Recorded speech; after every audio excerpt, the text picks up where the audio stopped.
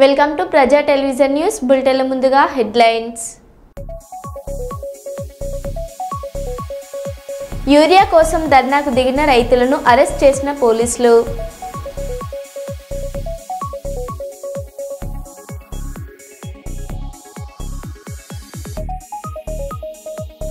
Amelia hospital వారి వినాయక విగ్రహం నిమజ్జనం కార్యక్రమం ఆనందోత్సవాలు.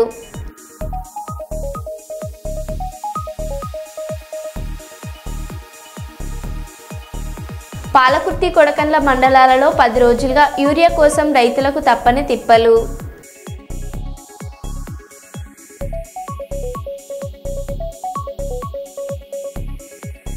జనగామ జిల్లా దేవరపల మండలంలోని కొలువై ఉన్న విఘ్నేశ్వర స్వామిని దర్శించుకున్న టీపీసీసీ ఉపాధ్యక్షురాలు హనుమన్ల ఝాన్సీ రెడ్డి.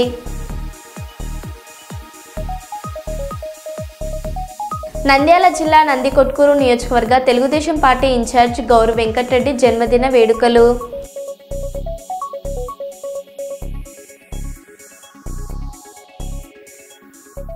ఇక వివరాల్లోకి వెళ్తే, ఇప్పటి వరకు మనకున్న సమాచారం మేరకు రాష్ట్రంలో ఈ 14 నెలల్లో నమోదైన కేసులలో కూడా రాష్ట్ర డీజీపీ హరీష్ కుమార్ గుప్తా అఫీషియల్గా మాట్లాడినట్టు బయట సమాచారం లేదు. రెండవది, కొన్ని కీలక కేసుల విచారణలో మాత్రమే ఎస్పీ స్థాయి అధికారి పాల్గొన్నారు. ఇప్పుడు అరుణ కేసులో జిల్లా ఎస్పీ పాల్గొన్నారు. అంటే కేసు గ్రావిటీ ఏ స్థాయిలో ఉందో అర్థమవుతుంది. మొత్తానికి రౌడీ షీటర్ శ్రీకాంత్ అతిపెద్ద నేర సామ్రాజ్యం నిర్మించారు.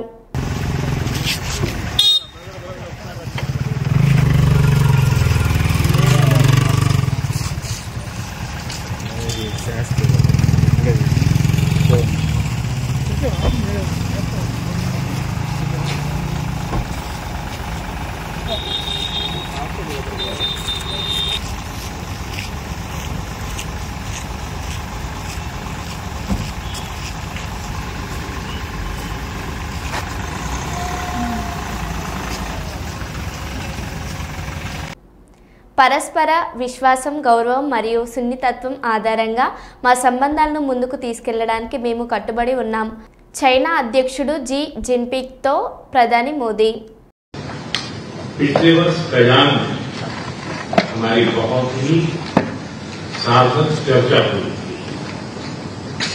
हमारे संबंधों को एक सकारात्मक दिशा मिली. सीमा पर डिसएंगेजमेंट के बाद शांति और स्थिरता का माहौल बना हुआ है. हमारे स्पेशल रिप्रेजेंटेटिव्स के बीच बॉर्डर मैनेजमेंट के संबंध में सहमति बनी. कैलाश मानसरोवर यात्रा फिर से शुरू की. दोनों देशों के बीच डायरेक्ट फ्लाइट भी फिर से शुरू की जा रही है.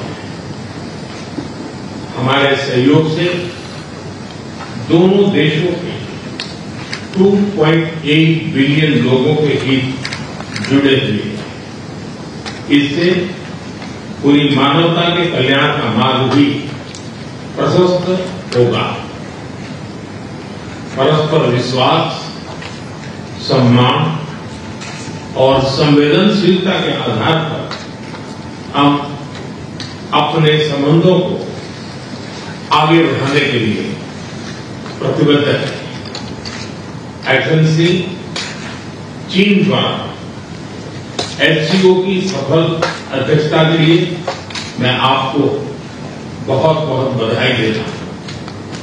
एक बार फिर चीन यात्रा के निमंत्रण के लिए और आज की हमारी बैठक के लिए आपका हार्दिक धन्यवाद. అసెంబ్లీలో బిల్లు పెట్టి జీవో పాస్ చేయడానికి 20 నెలలు ఎందుకు టైం వేస్ట్ చేశారు? ఈ పని అప్పుడే చేసి ఎన్నికలకు వెళ్లాల్సింది. మార్చి 2024 జీవో నెంబర్ 26న బీసీ కమిషన్ ద్వారా తీసుకొచ్చారు. ఆ తర్వాత బీసీ కమిషన్ మాయమైంది అని బీఆర్ఎస్ ఎమ్మెల్యే గంగుల కమలాకర్ అన్నారు. అధ్యక్ష 42% రిజర్వేషన్ ఇస్తున్నామన్నారు. అధ్యక్ష బిల్లు తీసుకొస్తాం, బిల్లు తర్వాత జీవో తీసుకొస్తామని చెప్పారు. నేను గౌరవ ముఖ్యమంత్రి సూటిగా అడుగుతున్నాను, ఈ రాష్ట్రం యొక్క అసెంబ్లీ తీర్మానం చేసిన తర్వాత బిల్లు పాస్ అయినాక జీవో ఇవ్వాలంటే మరి ఈ 22 నెలలు ఏం చేసిండ్రు? మరి అప్పుడే మీ ప్రభుత్వం ఏర్పడిన తర్వాత 6 నెలలు ఇస్తామని చెప్పి కామన్ డిక్లేర్ ఇచ్చారు కదా, అదే రోజు మీరు జీవో వచ్చి ఎన్నికలకు పోవస్తుండే కదా, మరి ఎందుకు జీవో వేయకుండా సుమారు 6 కమిటీలు వేసిన అధ్యక్ష? నేను ఒకటి వరుసగా మీకు చెప్తున్నా అధ్యక్ష, మీరు నిజంగానే ఈ రోజు కార్యక్రమం చేసే విధంగా అప్పుడే చేస్తే గిట్ట మీరు ఈ జీవో నెంబర్ 26 తీసుకొచ్చిండ్రు. జీవో నెంబర్ 26 మార్చి 2024 తీసుకొచ్చారు. బ్యాక్వర్డ్ క్లాస్ డిపార్ట్మెంట్ నుంచి జీవో ఇష్యూ చేసిన అధ్యక్ష. ఆ జీవోలో క్లియర్ గా రిజర్వేషన్ పాస్ చేసినాం, కులగన్న సర్వే చేస్తామని చెప్పి చేయడం అధ్యక్ష. ఈ జీవో నెంబరు బీసీ కమిషన్ ద్వారా వచ్చింది 26. దాని తర్వాత బీసీ కమిషన్ మాయమైంది, లేదు బీసీ కమిషన్. జీవో నెంబర్ 18 తీసుకొచ్చిండ్రు, ప్లానింగ్ డిపార్ట్మెంట్ ద్వారా ప్లానింగ్ డిపార్ట్మెంట్ ద్వారా సర్వే చేస్తామని చెప్పింది అధ్యక్ష. ఆ రోజు ఉత్తమ్ కుమార్ రెడ్డి గారు అధ్యక్షన కమిటీ చేశారు, బీసీ కమిషన్ మాయమైంది అధ్యక్ష. అది ఏదో తర్వాత నేను ఇవన్నీ ఎందుకు కోటి చెప్తున్నా అంటే సేమ్ ఇదే బీహార్లో జరిగింది కాబట్టి చెప్తున్నా అధ్యక్ష. మేము దయచేసి మేము రాజకీయంగా మాట్లాడుతున్నాం, మా సూచన పరిగణన తీసుకుంటే ఈ బిల్లు పాస్ అయ్యి రాజ్యాంగ పరంగా మన చిక్కులు లేకుండా 50 చిక్కులు కావాలని కోరుకున్న వ్యక్తిని మేము. కాబట్టి జీవో నెంబరు 18 తీసుకొచ్చారు అధ్యక్ష. కర్నూలు పట్టణం నందు బుధవారపేటలో గల సుశీల నేత్రాలయం మరియు మెటర్నిటీ హాస్పిటల్ను శ్రీ ఆకే రవి కృష్ణ ఐపీఎస్ సందర్శించడం జరిగింది. నేత్రదానం కరపత్రాల విడుదల, నేత్రదానం ఆవశ్యకతపై ప్రచురించిన కరపత్రాలను మరియు నేత్రదానం ప్రతిజ్ఞ ఫారంలను శ్రీ ఆకే రవి కృష్ణ ఐపీఎస్ విడుదల చేయడం జరిగింది.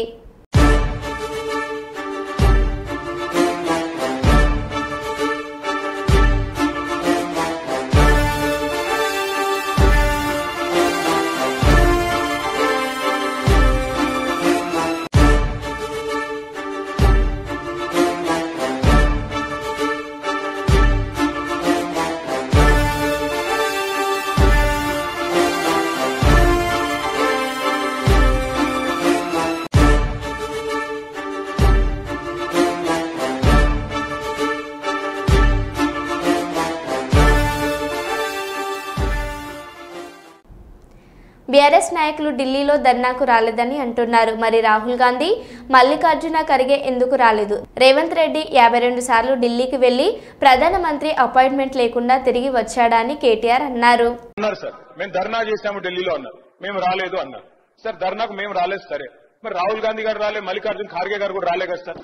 అంటే వాళ్ళు కూడా ఇది ధర్నా కాదు డ్రామా అనుకున్నారా సార్? ఎందుకు రాలేదు సార్? మరి అధ్యక్ష నిజంగా చెప్పాలంటే డిక్లరేషన్లు కాదు అధ్యక్ష, డెడికేషన్ కావాలి. మేము ఒకటే అంటా ఉన్నాం అధ్యక్ష, ఒకటే గవర్నమెంట్ 5 గొంతులతో మాట్లాడితే కరెక్ట్ కాదు. మీరు కన్ఫ్యూజ్ అయ్యి అందరినీ కన్ఫ్యూజ్ చేసే ప్రయత్నం కరెక్ట్ కాదు. డెడికేషన్ తో పనిచేయండి, శాస్త్రీయంగా పనిచేయండి. మేము సిన్సియర్ గా ఒకటే కోరుతా ఉన్నాం సార్. ప్రధానమంత్రి గారు అపాయింట్మెంట్ ఇస్తలేరు, ఇక్కడ ఉన్న ఎమ్మెల్యే గారు ఇప్పియాలంటారు. ప్రధానమంత్రి గారు అపాయింట్మెంట్ ఎమ్మెల్యే గారు ఇప్పిస్తారా సార్? ఎక్కడైనా దేశంలో ఇది మాకు తెలియదా? ముఖ్యమంత్రి కార్యాలయం నుంచి అడిగితే ఇస్తారు. 52 సార్లు ఢిల్లీకి పోయినారు ముఖ్యమంత్రి గారు, 52 సార్లు పోయినారు, 20 నెలల రికార్డు సార్ ఇది. మరి 52 సార్లు పోయి ప్రధానమంత్రి గారిని చాలా సార్లు కలుస్తారు. మొన్ననే చీఫ్ సెక్రటరీ గారిది మళ్ళీ మీరు రిపీట్ చేస్తుంటే నేనేం చేయాలి? అది కాదండి, మీరు రిపీట్ చేసుకుంటే అదే మాటలు మాట్లాడుతున్నారు. మీరు 2-3 సూచనలు అన్నారు, ఒక సూచన చేసి మళ్ళీ మొత్తం ఇష్యూ డైవర్ట్ చేస్తున్నారు. Please conclude sir. ఈ సమస్య తేలాలి అంటే ఇందాక నేను చెప్పినట్టు 2 మార్గాలు ఉన్నాయి సార్. ప్రధానమంత్రి గారి దగ్గరికి అఖిలపక్షం తీసుకుపోమనండి ముఖ్యమంత్రి గారిని, మా పార్టీ నుంచి కూడా వస్తాం. తప్పకుండా మా పార్టీ స్టాండ్ ఇక్కడ చెప్తున్నాం క్లియర్ గా, we are in support of this bill అని చెప్తున్నాం. రెండోది సార్, ఏదైనా చేయాలి పని అంటే డెడికేషన్ ఉండాలి సార్, డిక్లరేషన్లతో కాదు. ఆ రోజు కేసీఆర్ గారు నేను ఆంధ్రప్రదేశ్ నుంచి పోతున్నా ఢిల్లీకి, తిరిగి తెలంగాణలోనే కాలు పెడతా అని చెప్పి పోయిండు, సాధించింది. ఇవాళ ముఖ్యమంత్రి గారికి కూడా చిత్తశుద్ధి ఉంటే సార్ వారు కూడా డిసిషన్ తీసుకోవాలా, చెప్పాలా. మరి బీసీ బిల్లు సాధించడో లేకపోతే నేను మళ్ళీ ఢిల్లీకి హైదరాబాద్కి రానని చెప్పి అక్కడ కూర్చోమనండి, జంతర్ మంతర్లో ఆమరణ దీక్ష చేయమనండి. మేము వద్దంటున్నావా సార్? కూర్చోమనండి గట్టి. వినాయక చవితి వేడుకలను పురస్కరించుకుని నగరంలోని రాంబట్ల దేవాలయం వద్ద ఏర్పాటు చేసిన వినాయకుని విగ్రహాన్ని రాజ్యసభ మాజీ సభ్యులు టీజీ వెంకటేష్ దర్శించుకున్నారు. ఈ సందర్భంగా వినాయకుని విగ్రహానికి పూజా కార్యక్రమాలు నిర్వహించారు. అనంతరం ఉత్సవ మండప నిర్వాహకులు రాజ్యసభ మాజీ సభ్యులు టీజీ వెంకటేష్ను శాల్వ కప్పి సన్మానించి జ్ఞాపికను అందజేశారు. అనంతరం వినాయక విగ్రహం వద్ద ఏర్పాటు చేసిన అన్నప్రసాద వితరణ కార్యక్రమాన్ని రాజ్యసభ మాజీ సభ్యులు టీజీ వెంకటేష్ ప్రారంభించారు. ఈ సందర్భంగా ఆయన మాట్లాడారు.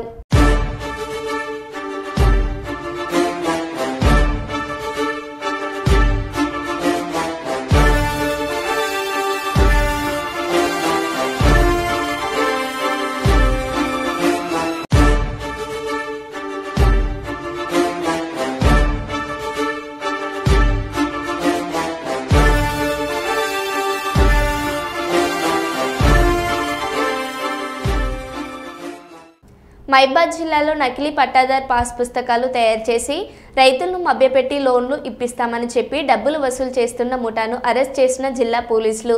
కురవి మండల కేంద్రంలో ఈ ముఠా రైతులకు నకిలీ పాస్ పుస్తకాలు తయారు చేసి ఒక్కో పాస్బుక్కి 10,000 వసూలు చేసి వివిధ బ్యాంకులలో లోన్లు ఇప్పిస్తున్నామంటూ తిరుగుతున్న 3 నిందితులను మైబాద్ జిల్లా పోలీసులు అరెస్ట్ చేయడం జరిగింది.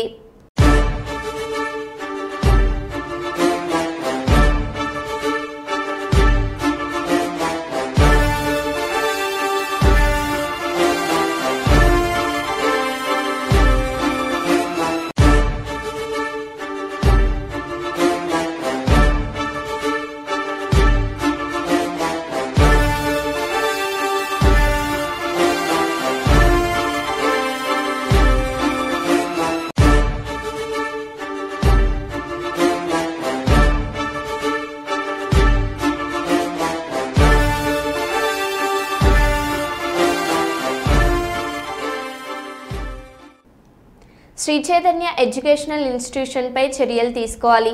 అధిక ఫీజుల దోపిడీ అరికట్టాలి. కరోనా సమయంలో తరగతులు జరగకపోయినా ఫీజులు వసూలు చేశారని బీతాండ్రపాడు గ్రామ పరిధిలోని శ్రీ చైతన్య కళాశాలలో విద్యార్థులకు భద్రత లేని బహుజన సమాజ్ పార్టీ రాష్ట్ర నాయకులు మనుమలయ్య ఆరోపించారు. కర్నూలు కలెక్టరేట్ కార్యాలయంలో విలేకరులతో బాధిత విద్యార్థులతో కలిసి విలేకరులతో మాట్లాడారు.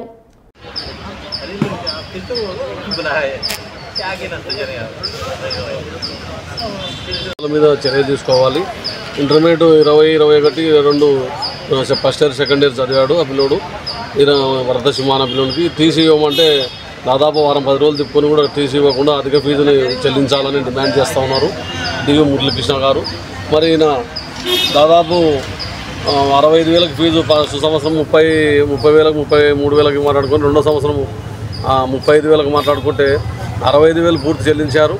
మళ్ళీ రిసిప్ట్ కూడా ఇవ్వలేదు. 2,500 చెల్లిస్తే దానికి కూడా రిసిప్ట్ కూడా ఇవ్వలేదు.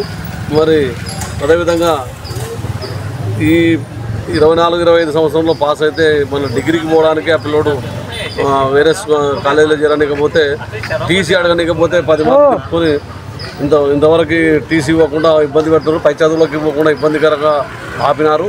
మరి టీసీ ఏదైతే శ్రీ చైతన్య విద్యా సంస్థలు టీసీ ఇవ్వకుండా ఆపినావో ఆ విద్యా సంస్థల మీద చర్యలు తీసుకోవాలని మరి పై అధికారం జిల్లా కలెక్టర్ గారిని కానీ అదేవిధంగా ఆర్ఏఓ గారిని మరి పై అధికారులందరూ కూడా కోరుతున్నాము. మరి డిమాండ్ చేస్తున్నాం బహుజన సమాజ్ పార్టీ తరఫున ఇతర విద్యా సంస్థలు మూసివేయాలని అధిక ఫీజులు ₹1,00,000 2 లక్షలు కూడా వసూలు చేస్తూ ఉన్నారు. ఈ అధిక దోపిడీని విద్యా సంస్థ అధిక ఫీజులని దోపిడీని అరికట్టాలని కూడా డిమాండ్ చేస్తున్నాం. మరి ప్రజల తరఫున మరి పెద్ద ఎత్తున కూడా దోపిడీకి మరి నారాయణ విద్యా సంస్థలు కానీ శ్రీ చైతన్య విద్యా సంస్థలు కానీ పెద్ద ఎత్తున ప్రజల్ని దోపిడీ చేస్తూ ఉన్నవి. చాలా గ్రామంలో ఇప్పుడు తాండపాటు దగ్గర కూడా పైనుంచి కింద పడి శ్రీ చైతన్య విద్యా సంస్థలో అమ్మాయి కూడా కింద పడితే కూడా అమ్మాయి కూడా ఎటువంటిది పట్టించుకోకుండా కూడా నిర్భయంగా అమ్మాయి చాలా కింద పడి కాలు ఇరిగింది. మరి అదేవిధంగా చాలామంది కూడా అక్కడ పిల్లలు చనిపోవడం కూడా జరిగింది. మరి నిర్బంధ విద్యని మరి దాన్ని అక్కడ నిర్బంధ విద్య కూడా నేను చేస్తూ ఉన్నారు అధిక ఫీజులు వసూలు చేసి. మళ్ళీ ఆ పిల్లలకి కూడా మరి ఈ కాలేజీలో ఏదైతే కాలేజీలు ఉన్నావో భాగ్యనగర్లో ఉన్న కాలేజీకి ఏదైతే ఉందో పిల్లలకి ఆట విడుపుగా కానీ కాలేజీలు గ్రౌండ్ కానీ కూడా లేదు. ఎట్లా అధికారులు ఎట్లా పర్మిషన్ ఇచ్చారో మన కాలేజీలకు కూడా మేము కోరుతున్నాము. మరి విద్యా సంస్థలకు ఎలాంటి గ్రౌండ్ లేకుండా ఎలాంటి నిబంధనలు లేకుండా నిబంధనలు ఉల్లంఘిస్తూ గ్రౌండ్ లేకుండా వీళ్ళకి విద్యా సంస్థలకు పర్మిషన్ ఇస్తున్నారు. దీని మీద పూర్తిగా వ్యతిరేకిస్తున్నాం. మరి బహుజన సమాజ్ పార్టీ తరఫున రాబోయే రోజుల్లో దీన్ని ఇట్లే కొనసాగితే విద్యా సంస్థలు కానీ కొనసాగితే పెద్ద ఎత్తున ఆందోళన కార్యక్రమం చేస్తామని తెలియజేసుకుంటూ ఇట్లా బహుజన సమాజ్ పార్టీ వనములయ్య బహుజన సమాజ్ పార్టీ రాష్ట్ర నాయకుడు.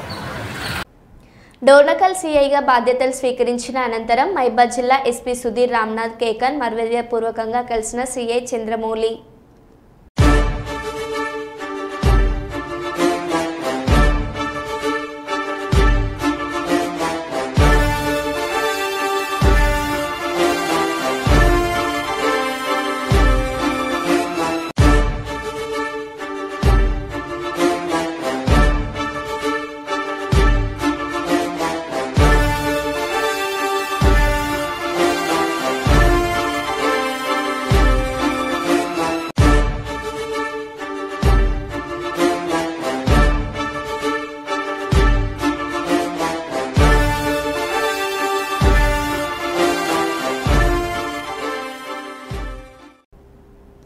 సుల్తానాబాద్ పట్టణం పూసల భక్త మార్కండేయ స్వామి ఆలయంలో గణపతి నవరాత్రి ఉత్సవాల సందర్భంగా కుంకుమ పూజ అన్నదాన కార్యక్రమం వలస నీలయ్య ఆధ్వర్యంలో ఘనంగా నిర్వహించారు. ఈ కార్యక్రమంలో మహిళలు భక్తులు అధిక సంఖ్యలో పాల్గొని విజయవంతం చేసినందుకు కృతజ్ఞతలు తెలుపుతున్నామని వలస నీలయ్య అన్నారు.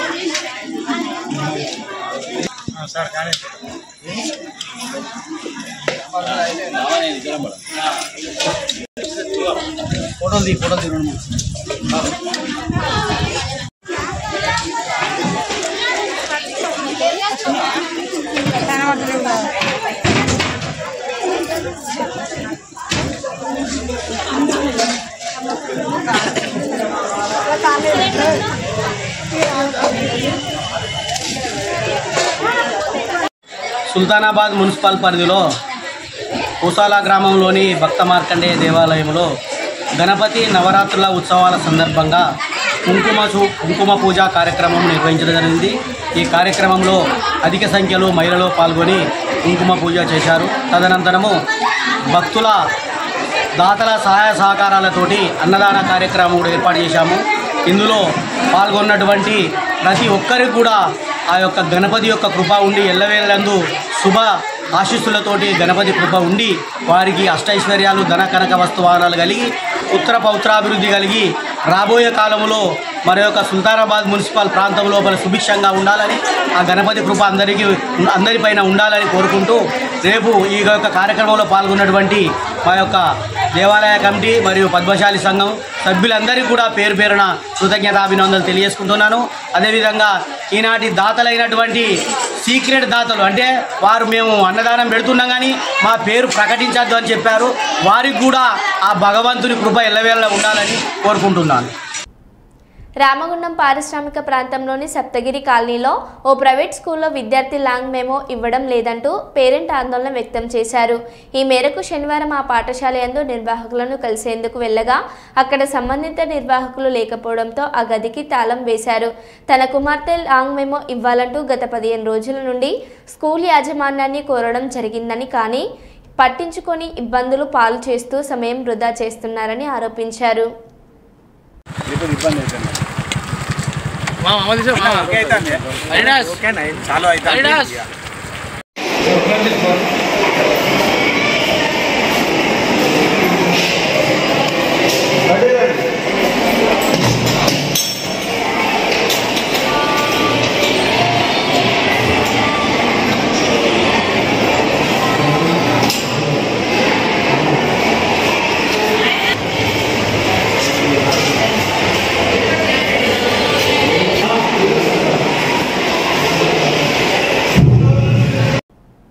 ఉమ్మడి కర్నూలు జిల్లా పాణ్యం నియోజకవర్గ శాసనసభ్యులు గౌరు చరితారెడ్డి భర్త నందికొట్కూరు నియోజకవర్గ టీడీపీ ఇన్ఛార్జ్ గౌరు వెంకటరెడ్డి పుట్టినరోజు వేడుకలను కల్లూరు మండలం పెద్దపాడు గ్రామంలో 36వ వార్డు ఇన్ఛార్జి రెడ్డి తిరుమలేశ్వర్ రెడ్డి ఆధ్వర్యంలో ఘనంగా జరిపారు.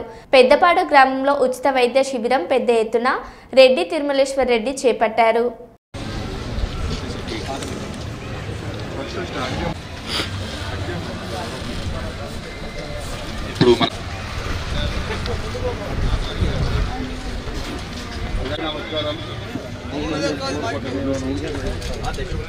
లేట్ అయింది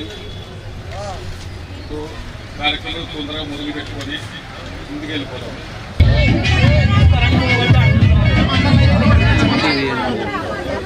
చిన్నగా ఉండండి లేక టైం ఉంది కదా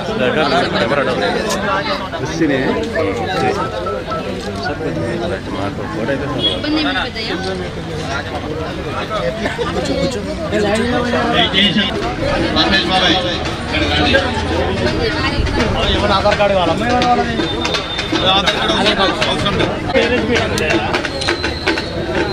ఇది ఆఫ్టర్ ఫాస్టింగ్ కదా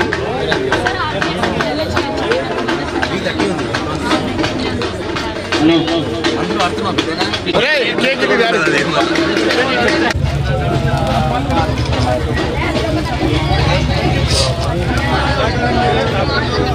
ఓకేనా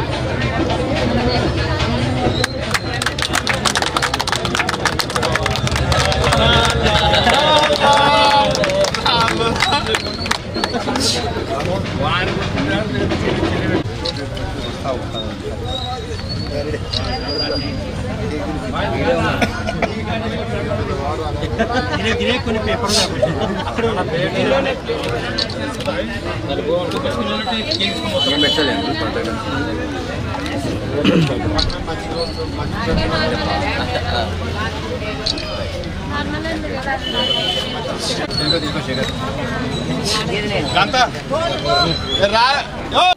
అందరికీ నమస్కారం. ఈరోజు పెద్దపాడు బ్యాంకు ఖాతాదారుల సొమ్ముకు కాపలాగా ఉండాల్సిన అధికారులు సొంత ప్రయోజనాల కోసం కస్టమర్ల బంగారాన్ని తాకట్టు పెట్టి సొమ్ము చేసుకున్న కొంతమంది బ్యాంకు అధికారులు పోలీసులకు అడ్డంగా బుక్ అయ్యారు. మంచిర్యాల జిల్లా చెన్నూరు ఎస్బీఐ బ్యాంకులో 402 ఖాతాల నుండి సుమారు 25 కిలోల బంగారం, కోటి రూపాయల నగదును క్యాషియర్ రవీందర్ దుర్వినియోగం చేసినట్లు బ్యాంక్ అధికారులు ఫిర్యాదు మేరకు రంగంలోకి దిగిన పోలీసులు నిందితులను గుర్తించినట్లు రామగుండం సిపి అంబర్ కిషోర్ జూ పేర్కొన్నారు. పెద్దపల్లి జిల్లా రామగుండం పోలీస్ కమిషనరేట్ ఆవరణలో 44 మంది నిందితులను సిపి అరెస్ట్ చూపించారు. సాధారణ తనిఖీల్లో భాగంగా చెన్నూరు బ్యాంక్ ఖాతాలో అవకతవకలను రీజనల్ మేనేజర్ రితేష్ కుమార్ గుప్తా గుర్తించారని ఆగస్టు 23న చెన్నూరు పోలీసులకు ఫిర్యాదు చేయడంతో పోలీసులు 4 బృందాలుగా ఏర్పడి కేసులు ఛేదించినట్లు సిపి చెప్పారు. ప్రధాన నిందితుడు క్యాషియర్ రవీందర్ 2024 ముందు క్రికెట్ బెట్టింగ్లో 40 లక్షల రూపాయలు పోగొట్టుకున్నాడని, నష్టాన్ని పూడ్చడంతో పాటు బెట్టింగ్ కొనసాగించేందుకు మేనేజర్ మనోహర్తో కుమ్మక్కై బంగారాన్ని పక్కదారి పట్టించినట్లు ఆయన తెలిపారు.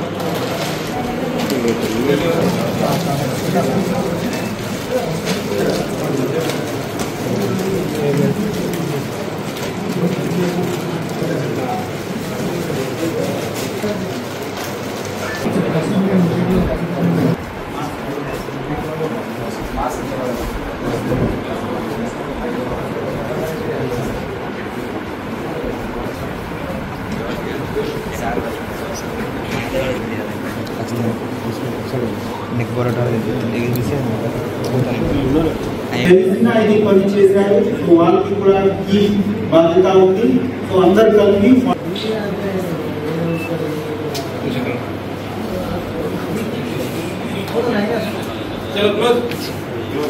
కలిపి జరిగిన డెప్యూటీ ఈరోజు మనము రన్ చేసి ప్లస్ అక్యూజ్డ్ మెయిన్ అక్యూజ్ కోసం వాళ్ళకి అసోసియేట్స్ అనేది